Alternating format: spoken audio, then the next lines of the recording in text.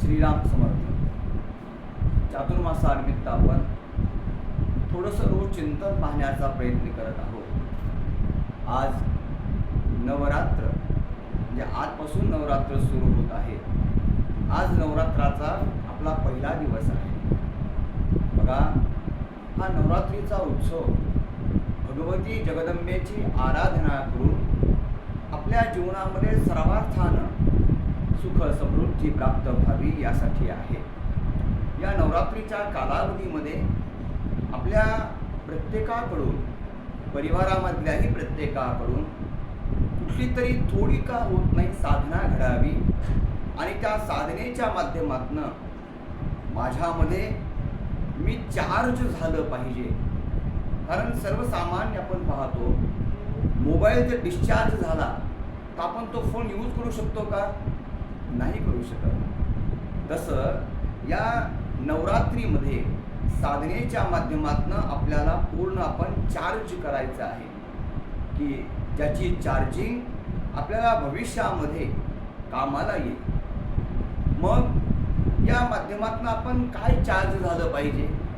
जे रोज करतो तेच आपण रोज करणं म्हणजे चार्ज होणं आहे का? नाही. बघा, शेतीची मशागत झाली, आपण बी पण चांगलं पेरलं, पाऊसही चांगला पडला, रोपही चांगलं आलं, हे सगळं झालं म्हणजे सगळं झालं का बरं? असं नाहीये.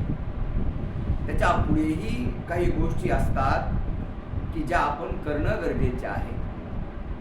जे बी पेरलेलं आहे त्याच्यावर कुठला छोटा रोग पडता कामा नाही.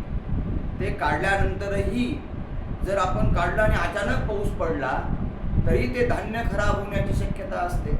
मग या सगळ्या प्रक्रिया करत असताना सुद्धा त्या शेतामध्ये गुरंढोरं येऊ नये म्हणून त्या शेताला कुंपण करणं गरजेचं असतं. म्हणजे जोपर्यंत तो माल आपल्या घरात येत नाही आणि आल्यानंतर योग्य पद्धतीनं त्याला चाळून निसून सगळ्या गोष्टी केल्या जात नाहीत तोपर्यंत आपल्या त्या मालाचा, त्या धान्याचा उपयोग आपल्या स्वतःला घेता येत नाही. बरोबर ना? तसंच या आपल्या नवरात्रीच्या कालावधीमध्ये आपल्या आयुष्यात आपल्याला साधनेच्या माध्यमातून परिपूर्ण तेजस्वी बनायचं आहे. आणि हे तेजस्वी बनल्यानंतर त्या साधनेला टिकवण्याचं सामर्थ्यही आपल्यामध्ये येण्यासाठी आपल्या स्वतःला तो प्रयत्न पण करायचा आहे. कारण नुसती साधना केली आणि आपण साधनेमध्ये कुठलाच प्रयत्न केला नाही तर मला सांगा, आपल्या आयुष्यात काय उपयोग आहे बरं? या नवरात्रीच्या कालावधीमध्ये नवदुर्गेचं स्वरूप कशा पद्धतीनं आपल्यामध्ये आत्मसात आपल्याला करता येईल, या नवदुर्गेची कृपा, आपल्या कुलदेवतेची कृपा आपल्यावर कशा पद्धतीनं होईल याचा विचार आपल्याला करायचा आहे. बघा, खूप साधना करा, मी असं कधी म्हणत नाही, तो माझा स्वभाव नाही. पण या नवरात्रीच्या कालावधीमध्ये कुठला तरी एखादा नियम घ्या की जो 9 दिवस आपण करूया. कुठलाही एक छोटा नियम, चांगला नियम घ्या. संध्याकाळच्या वेळेला आपल्या घरामध्ये धूप प्रज्वलित करा. सकाळच्या वेळेस आपल्या घरामध्ये धूप प्रज्वलित करा. का? कारण या धूपाच्या माध्यमातून आपल्या वातावरणाची शुद्धता होते. थोडा वेळ का होत नाही, आपल्या देवीजवळ, आपल्या कुलदेवतेसमोर त्या देवीला पहा.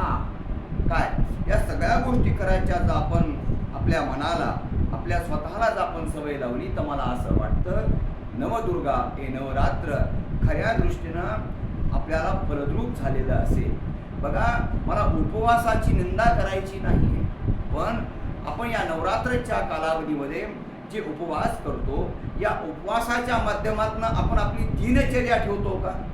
म्हणजे उपवास करायचा आणि उपवास करून जर परिवारामध्ये चिडचिड, आपल्या बाहेरच्या लोकांवर चिडचिड आपण करू लागलो तर या उपवासालाही काही किंमत नाही. त्यामुळं उपवास करताना सुद्धा माझी चित्तवृत्ती शांत राहिली पाहिजे, माझ्या वाणीवर नियंत्रण राहिलं पाहिजे, याचाही विचार आपण जर केला, जमेल त्या पद्धतीनं एखाद्या जवळपास असलेल्या देवीच्या दर्शनाला जाण्याचा योग आला, सकुटुंब देवीला जाण्याचा योग आला तर आपण तो आनंद परिवारानं घ्यावा.